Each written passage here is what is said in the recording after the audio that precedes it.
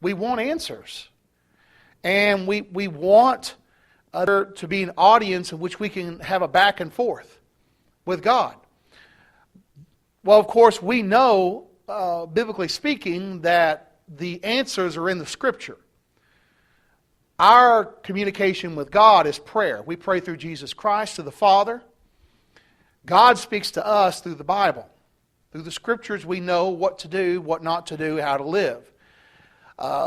In this time period, of course, this was probably around the time of Abraham, maybe a little bit before. God would speak directly to the patriarch. This was before the writing of the Scriptures.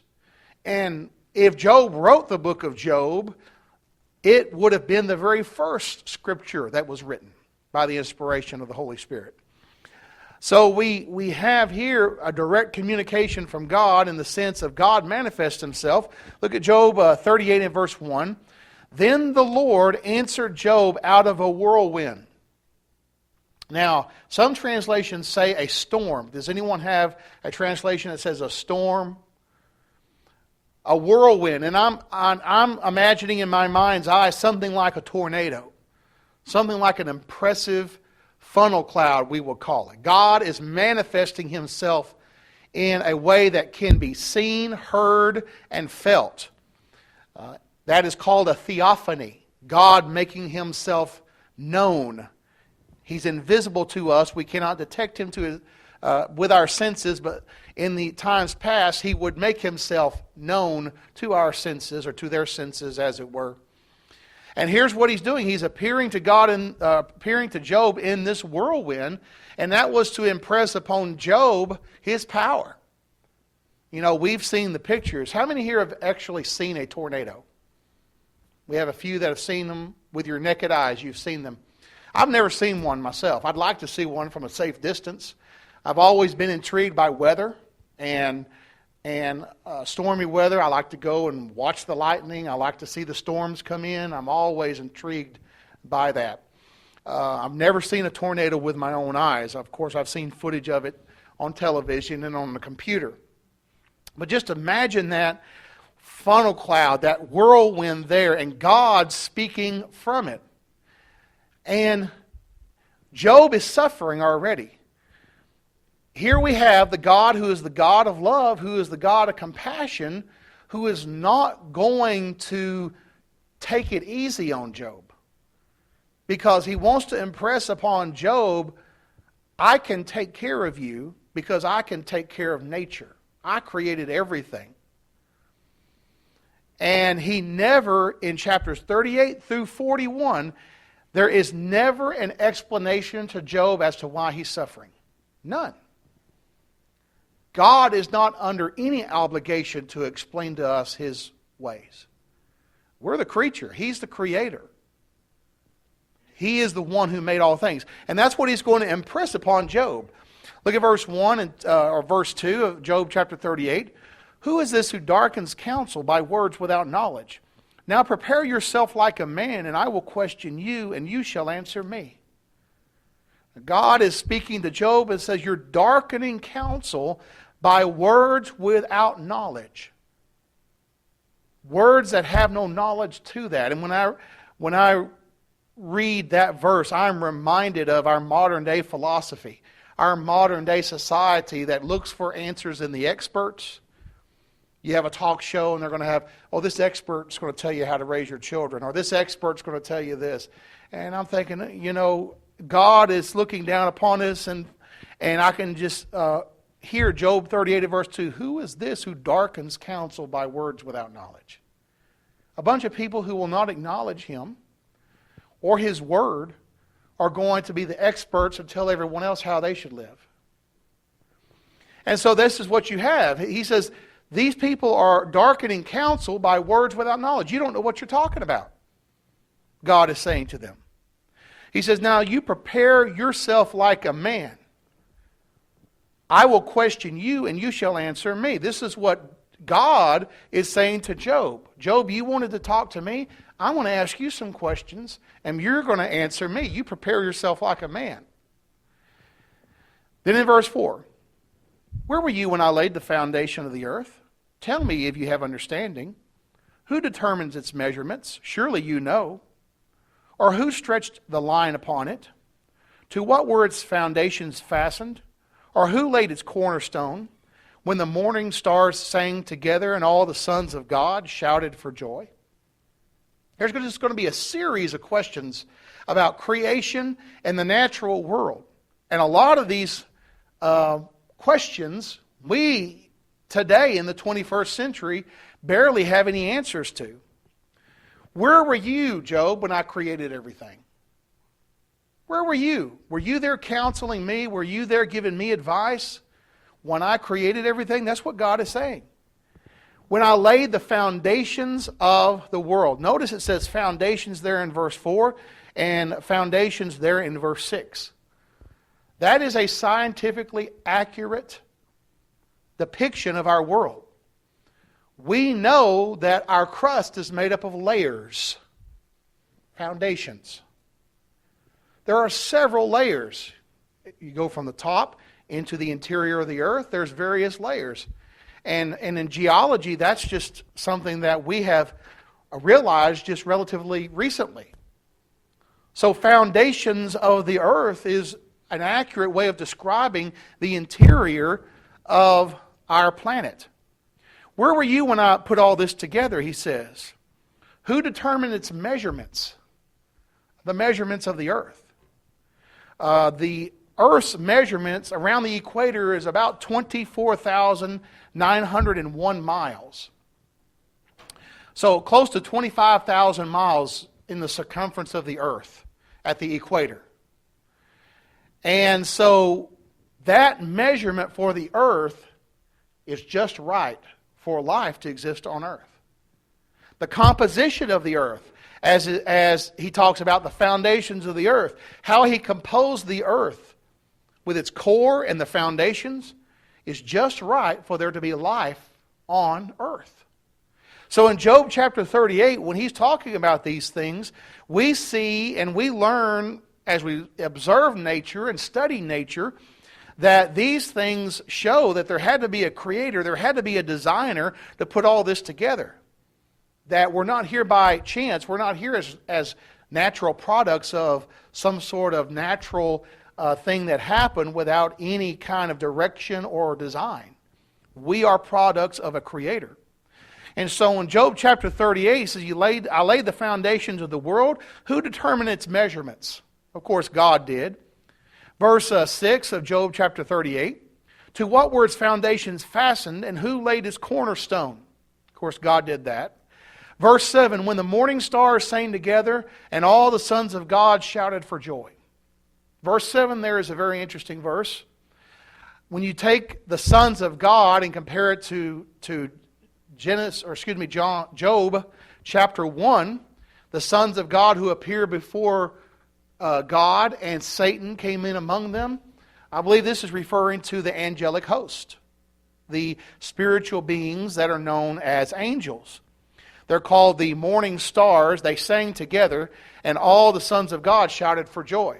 So I believe this is talking about the spiritual realm of angels, archangels, cherubim, seraphim, those creatures within the spiritual realm that God created. And we know that they are creatures, that they're created beings. Psalm 148 talks about God created everything. Everything in creation is to worship God, and it talks about the angels praising God. He made them. So Psalm 148 tells us very clearly that angels are angelic beings. And I believe verse 7 is talking about the angels. This tells me something also, that the angels were created before the earth was created. The angels were already in existence when the earth was initially created. Genesis 1 and verse 1, in the beginning God created the heavens and the earth. And when God created it and formed it, the earth was without form and void, and darkness was over the face of the deep, and the Spirit of God hovered upon the face of the waters, and He formed the earth. Genesis chapter 1, verse 1 and 2. The angels were already in existence, and they shouted for joy, and they sang together, verse 7, evidently in praise to God for what He was doing, for creating the world. Yes? In the latter part of verse 5, it says, or who stretched the line Mm-hmm. Is that talking about the equator? It could be the line of measurement. He's using the concept of how we would have like a tape measure or a measuring line, the concept of measuring something. So that would be of course, the most outer extent of it, the equator, and the dimensions of the globe. So, of course, he's saying,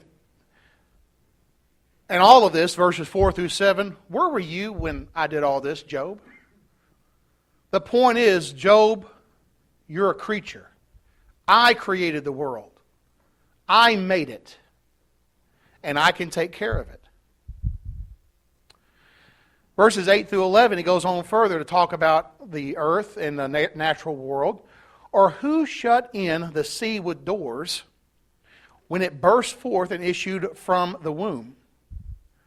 When I made the clouds its garments and its thick darkness its swaddling band, when I fixed my limits for it and set bars and doors, and when I said, this far you may come, but no farther. And here your proud waves must stop. Now he's talking about the water, the oceans, the water of this planet. Verse 8, who was it that shut in the sea with doors when it burst forth and issued from the womb? I believe verse 8, when it says it burst forth and issued from the womb, is a reference back to the flood. You remember in Genesis chapter 7 and verse 11 what happened when the flood came? When Noah went into the ark, all the fountains of the great deep burst open, and the windows of heaven were open. So water was coming down from the sky and from the earth. It erupted from the earth. And I believe that God is making mention of this. It burst forth and issued from the womb. Of course, he's using womb symbolically there to refer to the earth. When God initially created the world, how was the world watered? A mist. It didn't rain until the days of Noah, based on the evidence we have. There wasn't any rain falling from the sky. It was a different ecosystem than we have today. Very different. I believe this planet would have looked very different than it does today, for various reasons. When the flood happened, it totally changed things. When that water burst out of the ground and erupted, it destroyed the earth. That's why it says in 2 Peter chapter 3 that God destroyed the world with water. It was a cataclysm, a total worldwide devastation when that happened. Of course, that explains the fossil record. That explains the death of so many animals that we find all over the world that are fossilized. And what's necessary for fossilization is water, sediment, and a great deal of pressure. Well, that's what you would have in a flood that covered the world. So you have that. I think he's referring to the flood there in verse 8 when he says it burst forth and issued from the womb. And he talks about the clouds and the thick darkness as swaddling band. And of course the rain would have fallen from the sky. But then when the ark went to rest on Mount Ararat, God caused the waters to recede. And Psalm 104 verses 5 through 9 talks about that. He made the valleys sink and the mountains rise. The waters, plus the wind that was blowing, caused the waters to recede into the place where they are now. We're going to talk about the trenches of the ocean here in just a little bit because God's going to mention them. So we have the waters that receded off the land, and the result, when all the dust settled, as it were, was the planet we live on now, with all the continents and all the differences that you would be able to recognize if you had lived during the times of Noah. A lot of things about that's very interesting as far as the study is concerned. So he said in verse 11, I said to the waters, this far you may come, but no farther, and here your proud waves must stop. He put a limitation on the water. You're going to stay here. This is your spot for you. This is what God did. after the flood. People ask, well, where all the water go at the flood? It's still here. But God lowered the valleys, the trenches of the ocean, and He raised the mountains. We still got that water from the flood. A lot of it's locked up in the ice caps. You melt those ice caps, you're going to flood a lot of the earth just with that water. Plus, if you raised the ocean floors and you lowered the continents, you would totally flood the earth if you did that. So the water's still here, and God just put it in its proper place, as it were. Verses 8 through 11, what's God saying to Job? Job, I did that. I took care of things during the flood. So he's making sure that Job knows that he's sovereign over the world he created. He not only created it, but he was involved in its history, the cataclysmic flood. He was involved in that. Verses 12 through 15 of Job. God says, have you commanded the morning since your days began, and caused the dawn to know its place, that it might take hold of the ends of the earth, and the wicked be shaken out of it? It takes on form like clay under a seal, and stands out like a garment. For the wicked, their light is withheld, and the upraised arm is broken. Verse 12 seems to be him referring to the cycle of the sun coming up. Have you commanded the morning since your days began? Do you know the place of the dawn? Job, are you taking care of the cycles of the days, the sun coming up and the sun going down? Are you taking care of those things and the light coming upon the earth? Of course, Job can't do that. Only God can do that. That shows God's hand in everything that's going on. The natural laws are governing this world, but there's someone behind those natural laws. And that is God, who's enforcing those natural laws as the one who gave those laws to begin with. Look at verse 16. He's going to talk about the springs of the sea. Have you entered the springs of the sea, or have you walked in the search of the depths? Have the gates of death been revealed to you, or have you seen the doors of the shadow of death? Have you comprehended the breadth of the earth? Tell me if you know all of this. So here he's talking about the seas again, and he's talking here about the springs in the sea. There are actually freshwater springs within the oceans of the world. That there are places where there are springs feeding the ocean. And there are accounts of people in ships going up to these areas and actually drawing out of that area in the ocean fresh water that they could drink. Now, how would Job know anything about that? There's no way Job could know anything about that. This is another one of those scientific foreknowledge passages that shows that God is actually speaking through Job, God who created that, and He knows, of course, where the springs are. Modern science has discovered that there are thousands of underwater springs that add millions of metric tons of water into the oceans each year.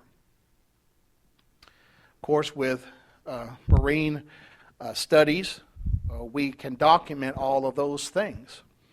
So here, again, the book of Job is showing itself to being from God. It's not just some old book written by some person. This is a book written by someone who was inspired of God. Have you entered into those springs of the sea? Again, he talks about, can you comprehend the breadth of the earth? It's 24,901 miles at the equator. Just the right size, just the right composition, just the right materials, just the right atmosphere, just the right distance from the moon, and just the right distance from the sun for life to take place. That is no coincidence. None whatsoever. And it takes a fool to look at something like that and say, oh, there is no God. That's what Psalm 14:1 says. The fool has said in his heart, there is no God. So, Job, have you been entered into the springs of the sea? No, but we have today, with our modern technology, we have found what was spoken of in the book of Job.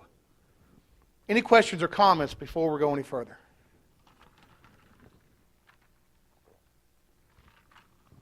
Look at verse 19. Another interesting passage. Verses 19 through 21. God says, "Where is the way to the dwelling of light? And darkness, where is its place? That you may take it to its territory, that you may know the path to its home. Do you know it because you were born then, or because the number of your days is great?" He's using a little sarcasm there. You were born then, Job. You know about the way of light. You know. Of course, God is, he's talking to Job and saying, no, you don't know. That's the point. You don't know. Where is the dwelling of light and darkness? Where is its place? It is just recently that modern science has discovered that light, which is electromagnetic radiation, has a way that it travels. It used to be thought years ago, not too long ago, that light was just instantaneous. It was just there. But no, it travels. In fact, it travels 168,000 miles per second. That's 660 million miles an hour. So light travels. It has a path that it goes down. Darkness is the absence of light. It is a place where light is not. And so when God speaks here of the dwelling of light and the path of it, He's speaking scientifically correct. It has a path. In fact, we would not know about, let's say God turned the sun off. He turned it off. We would not know about it till 8 minutes later, almost at 8 seconds. 8 minutes later. It takes 8 minutes from sun traveling at 186,000 miles per second. It takes 8 minutes for it to travel from the sun to the earth. If He turned the sun off right now, we wouldn't know it till 8 minutes later. As a path that it goes down. And so, light dwells in a path. God created light. The sun, of course, puts out that light. Without light, there is no life on earth. And again, we are the right distance from the sun. 93 million miles from the sun. That's the perfect distance. Not too hot, not too cold. Just right in our orbit for life to exist on earth.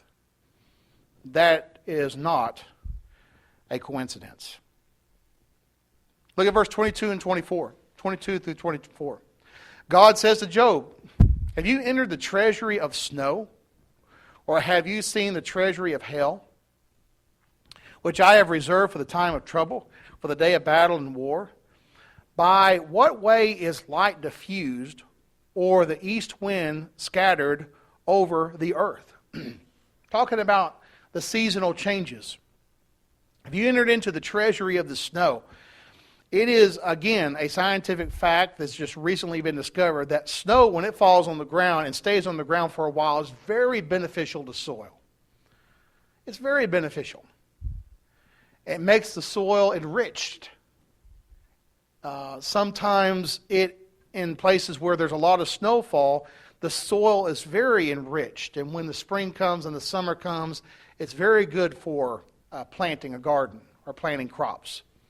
So snow has properties in it that is very beneficial to the ground.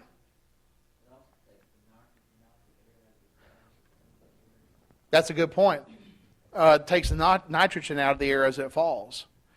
Hail is something that is, we've seen it, we know about that here in Texas. It can be very destructive, but God, it's interesting, you could go through the Bible and see where God used hail and where He talks about hail falling from the sky. And how that is part of the system that God set up here upon the earth. Verse 24 is very interesting there. By what way is light diffused or the east wind scattered over the earth? We talked about this, not long ago when we talked about how in our atmosphere we have the properties within our atmosphere because of the gases there that light is diffused. When you go to someplace like the moon, it doesn't have an atmosphere. It's either pitch black dark in a shadow or it's bright sun. There is no in between. There is no diffusing of light because there is no atmosphere. But what happens when the sun comes up in the morning? There's this glow that grows across the sky and it lights up the blue. And then it diffuses throughout the sky. And then when the sun goes down, there's that sunset and it's diffusing the light. Again, light can be diffused. And this is exactly what is being spoken of here. Also, there's something even deeper than this. Talking about the diffusion of light. It was not until the 1600s that it was discovered that light passing through a prism is separated into 7 colors. The diffusing of light. In fact, that's how we get the effect of a rainbow in the sky. So the diffusing of light. Light can be broken down into colors. There may be something there about that as well in verse 24. God is talking about the details of the creation that He made. And He said, Job, can you do this? Have you done this? Do you know the significance of snow and hail and light being diffused? And of course, Job does not know that. Look at verse 25 through 30, talking about the hydrological cycle of water here. Yes? I don't know how many. I haven't. It could be. There might be. I didn't take the time to count them. But in verses 25 through 30, you have the cycle of water.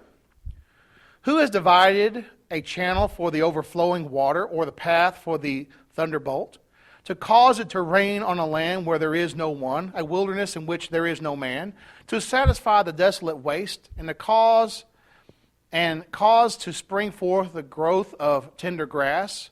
Has the rain a father, or who has begotten the drops of dew? For whose womb comes the ice, and the frost of heaven? Who gives it birth? The water hardens like stone, and its surface of the deep is frozen. Now, talking about the flow of water there, he said, who divided the channels for the waters to go down their paths? Of course, we have rivers, streams, creeks. They all run into the ocean. In Ecclesiastes chapter 1, Solomon said, all rivers run into the ocean, but the ocean is not full, and they go back to the place from which they came. Talking about the cycle, the hydrological cycle. Again, scientific foreknowledge in the Bible. He goes on to talk about how this system of water falling down and taking care of the landscape, it's there where there's no man. No man has to be there and making sure, okay, it needs to rain here, it needs to rain over here, we need some rain. Man's not in control of that.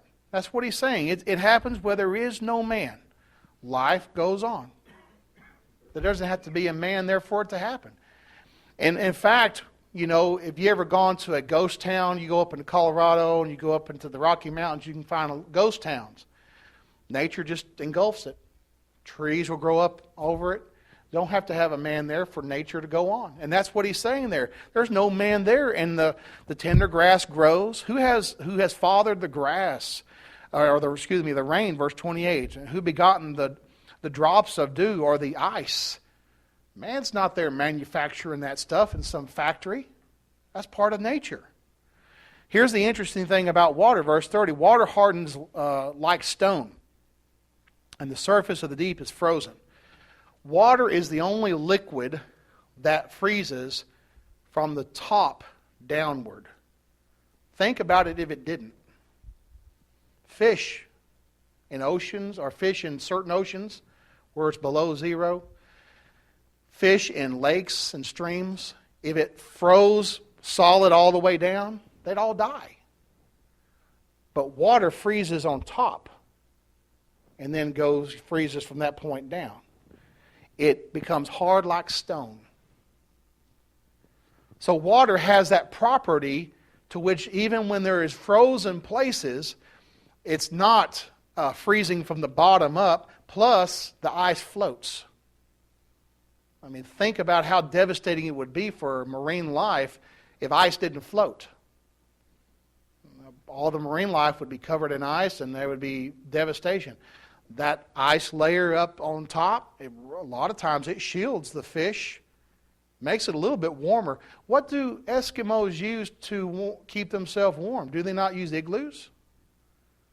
Do they not use those kind of igloos to stay warm? You watch these survivor shows, people who are in the areas that are heavily snowed, what do they say? Build you an ice cave. Stay warm, stay out of the elements, build an ice cave out of the snow. So there's properties to ice and how it reacts when it even freezes that shows there's design there. God, the great, perfect chemist, designer, created this to happen. And he's asking Job, Job, can you do this? Of course, the answer is no. Are you in charge of this? No.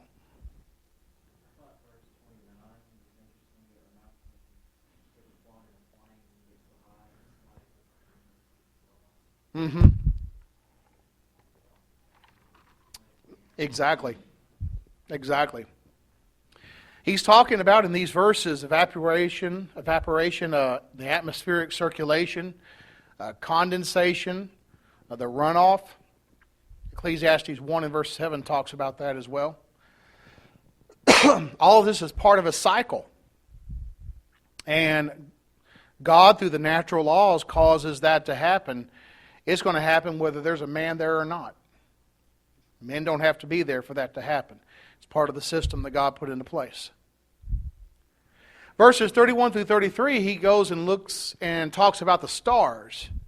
Talks about the constellations that were available for viewing at that time of Job. Can you bind the cluster of the Pleiades, verse 31, or loose the belt of Orion?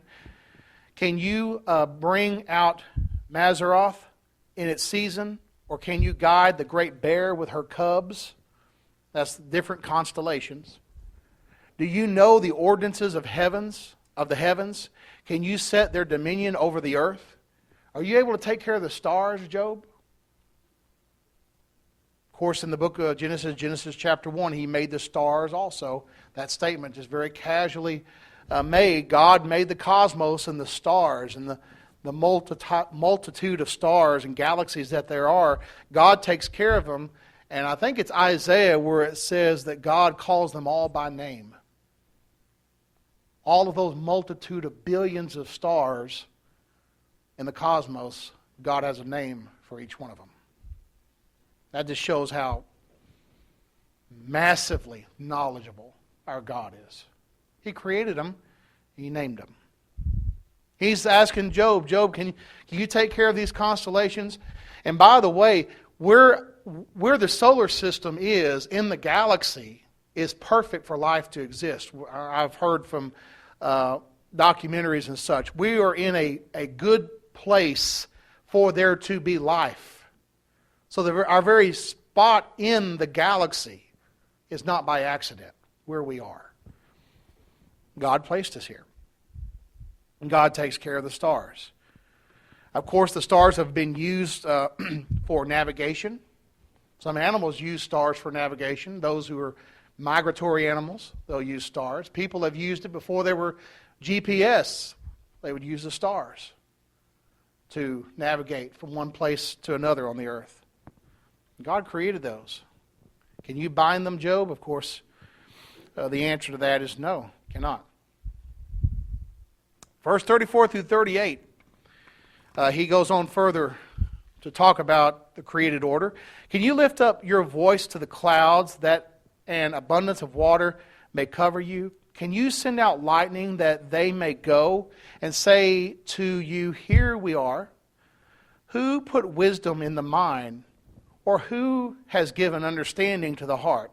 Who can number the clouds by wisdom, or who can pour out the bottles of heaven when the dust hardens in clumps and the clods cling together? Verse 39, can you hunt the prey for the lion, or satisfy the appetite of the young lions when they crouch in their dens or lurk in their lairs to lie in wait? Who provides food for the raven when its young ones cry to God and wander about for lack of food? We only have a few minutes left, but he's talking here about water again in verse 34. Can you lift up your voice to the clouds, that an abundance of water may cover you? Can you speak to the nature around you and ask for water to come? Of course, you couldn't do that. Can you send out lightnings that it may go? Of course, we're very familiar with the thunderstorms and the lightnings that happen around us. Verse 36, who has put wisdom in the mind, or who has given understanding to the heart? The mind and the heart here are used synonymously. Our heart and our mind. It's not talking about the blood pump. It's talking about our heart and our mind. What he's saying actually is this: who programmed your mind? Where did the mind come from? That has baffled philosophers and scientists, especially those who don't believe in God. How is it we can have a mind? Is our mind more than the sum of our parts? Is it something independent from the brain? Is it just a product of the brain? And they can't figure that out because they don't believe in the supernatural. They don't believe in a divine origin of human beings. So they just cannot figure out where the mind came from. Well, if you believe in God, that's no problem. You believe in the Bible. In the beginning, God created everything. Out of the dust of the ground, God created man. Genesis chapter 2. So our minds, our hearts, our programming of who we are, we're created in the image of God. Who did that? God.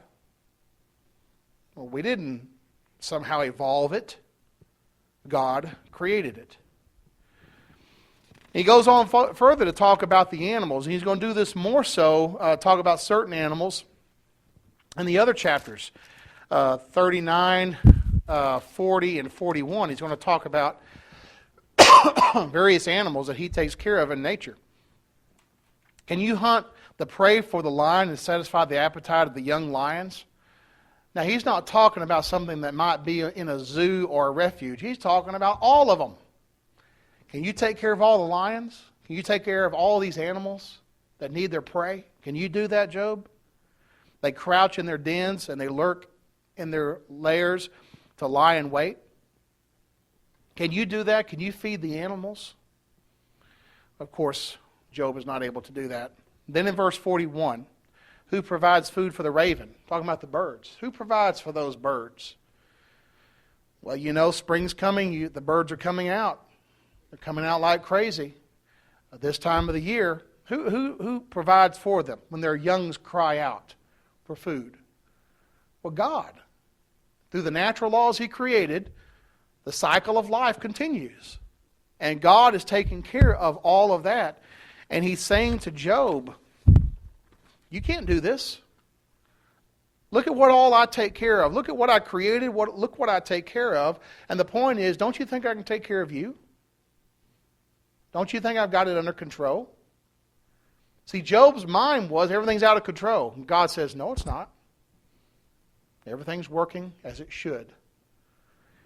And He's saying, basically, I can take care of you if I can take care of this creation that's all around me.